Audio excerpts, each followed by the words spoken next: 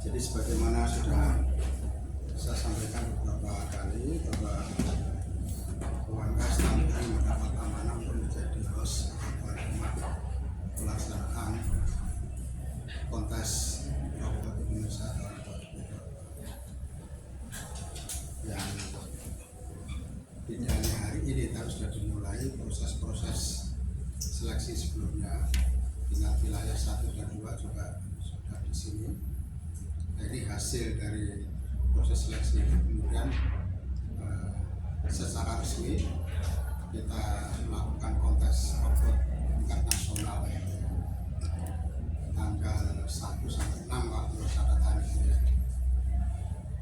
Jadi diikuti oleh 58 peserta tadi.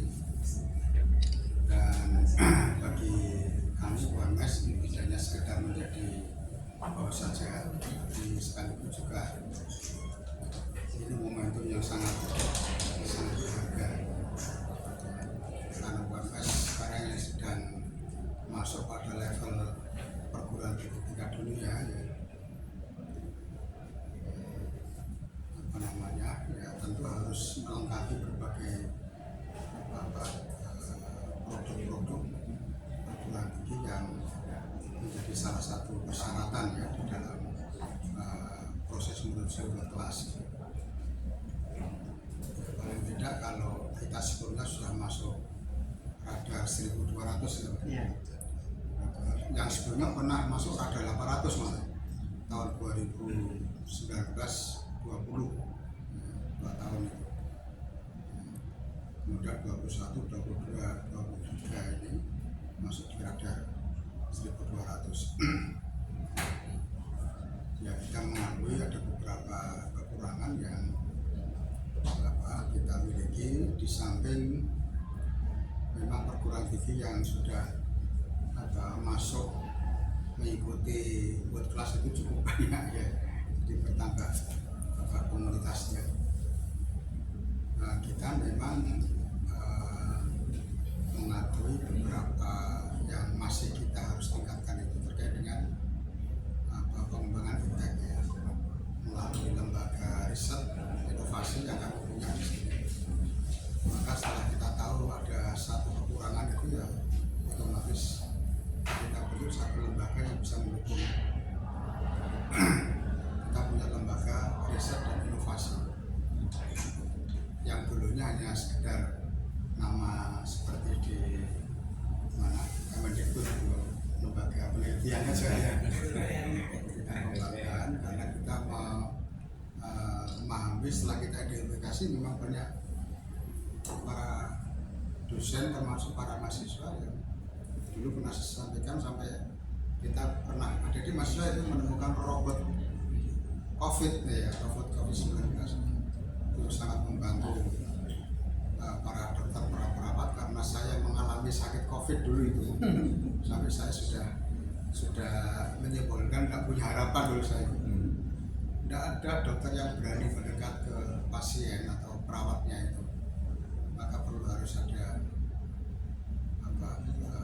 robot yang berani mengukur tensi, mengukur suhu ya. Tapi masih terbatas pada parameter yang terbatas ya.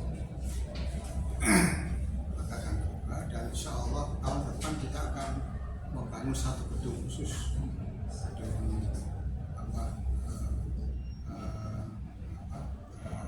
riset dan inovasi. Selama ini masih di lantai 6 ya, lantai 5 gedung induk ya. Ini akan kita buat khusus dengan berbagai khusus studi yang ini teman-teman kapal ini sudah pada mengidentifikasi kebutuhan pusat-pusat ke depan yang menjadi satu bagian secara komprehensif untuk mendukung pengembangan inovasi. Nah itu yang saya katakan, idenya sekedar kami punya tugas amanah untuk menjadi host ya. Itu juga sekaligus kami jadikan momentum untuk memberikan motivasi lebih besar lagi dan tentu juga tujuannya banyak, silaturahim ya. Dan yang saya paling kagum itu setelah melihat laporan panitia ya cukup banyak antusias para mahasiswa baik yang datang dari program maupun lembaga-lembaga umum itu yang kita dan saya sendiri khususnya itu punya optimistis yang tinggi untuk menuju Indonesia emas ya 2045. Saya yakin kita bisa. Jadi kalau saya ke beberapa negara selalu bukan dihina tapi kurang pede lah ya terkait dengan pengembangan inovasi kita. Tapi tadi Pak Tatang sudah melakukan nomor ke 61 ya. Ya itu sudah karena sampai saya pernah cerita dan tidak besar-besar ya, ketika saya diundang Menteri Pendidikan Cina itu dikatakan di depan kami bersepuluh mereka diundang. Kalau Indonesia mau seperti Cina sekarang ini itu butuh waktu 35 years, 35 tahun lagi kan. Tapi dikatakan, tapi jangan pesimis, nanti kami bantu.